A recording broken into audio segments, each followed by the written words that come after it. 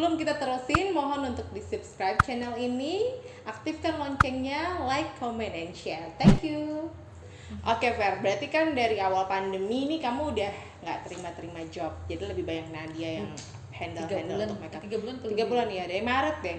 Ya kan, Maret, April, Mei, Juni, ya kan? Di rumah aja karena mempersiapkan proses lahiran juga kan. Tapi jadi ada waktu, Kak. Oh, jadi lebih banyak waktu. Kalau handle makeup nggak mungkin aku ada waktu untuk yoga, untuk meditasi, untuk olahraga yang lain kan. Untuk belajar juga. Untuk belajar juga, benar. Karena being a new mom itu kayaknya nggak gampang sebenarnya ya kan. Harus banyak belajar dan memberdayakan diri. Nah, itu tuh. Terus jadi ada kehadiran baby baru, pasti ada penyesuaian baru dong kamu sama suami. Terus pandemi ini diuntungkan dengan akhirnya kalian di rumah aja, ya kan? Terus tapi ada gosip loh, Fer. Gosip apa, Bu? Ini something yang jadi viral banget. Kita kayaknya shocking. Terus tiba-tiba rasa Vera ini baru melahirkan, tiba-tiba kok dibilang Vera ini positif COVID. Pada itu. Iya kan, positif COVID. Kamu pertama kali dapat berita itu kapan? Kemarin. Beritanya kapan sih? Kemarin ya? Beberapa hari lalu ya kan? Itu saya hampir lupa jadi ya. Itu paginya itu dikasih tahu siapa? Dikasih tahu temanku.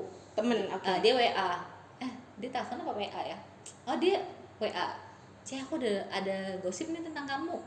Coba diluruskan, bahaya ini soalnya menyebar kemana-mana dia kayak gitu. Oke. Lalu dia kasih yang screenshotan itu. Terus aku baca ini, gak salah nih, aku bilang kayak gini kan.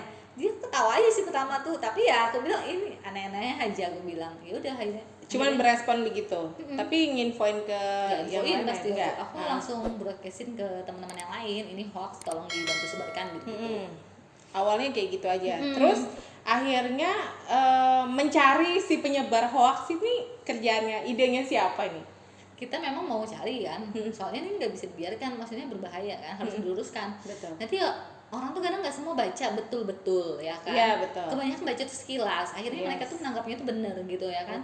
Jadinya cari tahu Nadia sih yang cari tahu. Hebat Nadia, dalam beberapa jam dapat langsung. Hebat ya, hebat dia, tim pemburu hoax ya. Iya. Oke, karena memang kalau dibilang sih terlepas itu benar atau enggak, itu pasti orang-orang akan was-was. Ya kan? Akan was-was nih. Ih, Vera positif. Terus deket sama Nadia juga, sama saudaranya, sama Denny, salonnya ada rumah makan lagi. Nah, ada rumah semua makan kena imbas. Semua kena imbas. Tapi sempat ada yang berimbas begitu nggak sih dari kliennya sendiri deh? Ver, bener nggak gitu? Ada nggak yang begitu? Untungnya kalau klien saya pasti mereka kan follower saya. Mereka sendiri lihat Instagram saya nggak kemana-mana. Saya kan di rumah aja. Sering story kan. Saya di rumah sama baby ya kan. Mau ke Banjarmasin, apalagi Jakarta. Tapi jalan nggak sih? Emang kesana nggak sih? Jalan enggak lah ya kan, gila aja. Baru lahiran ya kita udah pasti nggak boleh berangkat. Apalagi pandemi begini gitu kan. Terus itu daerahnya lagi, aduh gila. Daerah itu memang banyak banget, nggak mungkin lah. Iya benar. Astaga, itu lucu banget saya dengar bacanya tuh lucu gitu nah ya kan. Waktu itu bacanya lucu. Ya, aku bisa pun sendiri gitu, ya kan? Masa sih bener sih baru pulang baru melahirkan terus kemosok dia bakal berangkat gitu. Kalau kita yang tahu kesehariannya Vera pasti bilang wah nih fitnah nih gitu. Sempat berpikir nggak ini kompetitor nih atau ini siapa gitu? Sempat berpikir gitu nggak? Ya rata-rata juga yang lain juga berpikir ini kompetitor ya kan. Cuman ya aku nggak tahu juga. Akhirnya benar-benar dia itu kompetitor apa enggak, walaupun sudah ketahuan orangnya gitu loh. Iya, oke. Jadi akhirnya orang itu ditemukan, dihubungin dan dia bersedia untuk datang gitu ya? Iya, karena kita bilang kalau dia nggak bersedia datang kita ambil jalur hukum, karena ini kan pencemaran nama baik loh. Oh benar. Iya, bukan cuma saya yang dirugikan, tapi karyawan saya, mama papa saya, sama papa saya punya usaha juga ya kan, saudara-saudara saya. Banyak yang kena imbas ya dari cuman pernyataan yang begitu aja ya. Oke Fer, setelah ada video klarifikasi dari si penyebar hoax, terus kan akhirnya juga Vera meyakinkan publik nih gimana sih? Untuk bisa meyakinkan netizen bahwa bener nih Vera nggak positif gitu loh, hasilnya negatif gimana?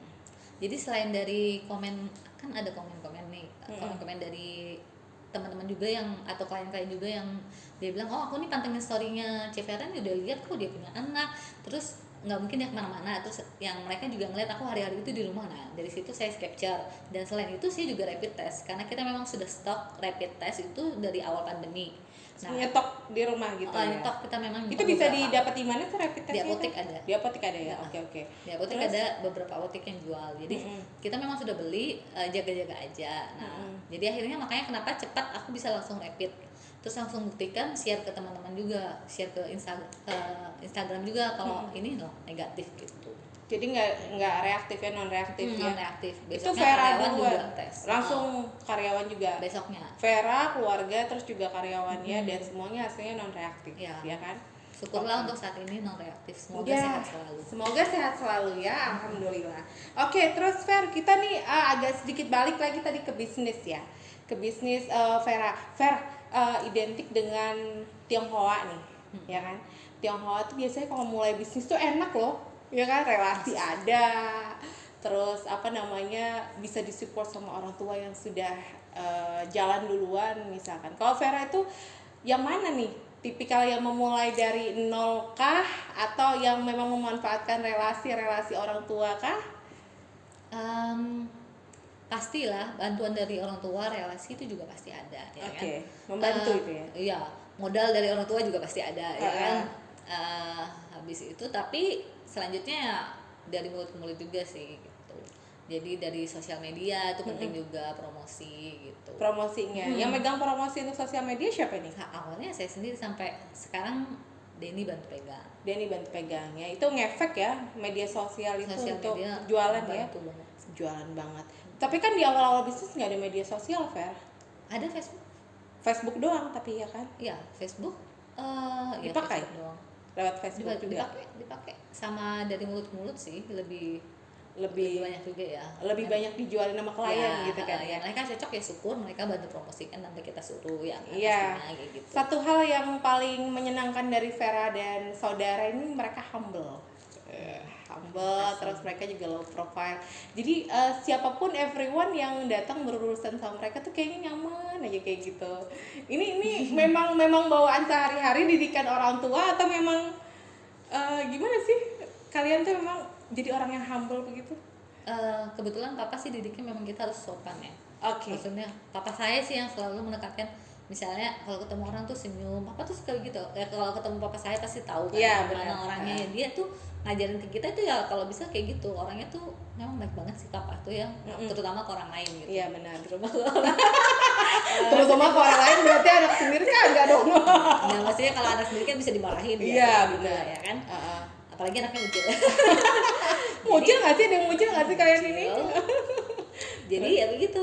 Papa sih yang paling banyak memberikan kita nih harus tetap sama orang tuh tetap humble, tetap rendah hati, tetap harus berbagi.